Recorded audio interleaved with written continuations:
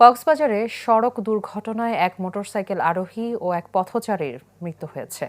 দুপুরে শহরের BGB camp সংলগ্ন সাবমেরিন কেবল স্টেশনের সামনে প্রধান সড়কে এই দুর্ঘটনা ঘটে।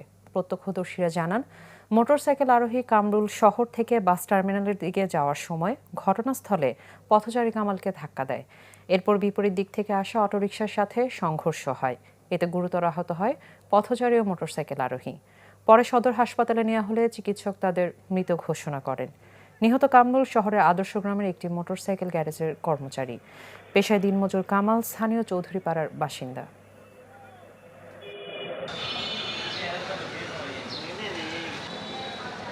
দুজনের মধ্যে একজনের পরিচয় আমরা জানি। এ হচ্ছে একজন দিনমজুর, বিজিবি ক্যাম্প এলাকায় দীর্ঘদিন ধরে থাকতো। ধরো ওদের বাসা বাড়িতে কাজ করতো। আজকে হঠাৎ করে নাকি বিজিবি ওই সামমেন কেবল ওখান থেকে রোড পাড়াচ্ছিল, তখন মোটরসাইকেল প্রথমে তাকে ধাক্কা দিয়েছে, তারপর পেছন থেকে সিএনজি এসে নাকি তাদের উপর থেকে চলে গেছে। না, আমি মসজিদে নামাজ পড়তে আসি। নামাজ পড়ার পরে শুনতেছি যে ওখানে একটা মসজিদের সামনে একটা অ্যাক্সিডেন্ট হয়েছে। তারপর শুনলাম যে ওখানে ভিডিও ক্লিপসে দেখলাম, বলছে এটা কামাল নামে ছেলে। এটা ওখানে শুনে এখানে দেখলাম, হাসপাতালে আসছি।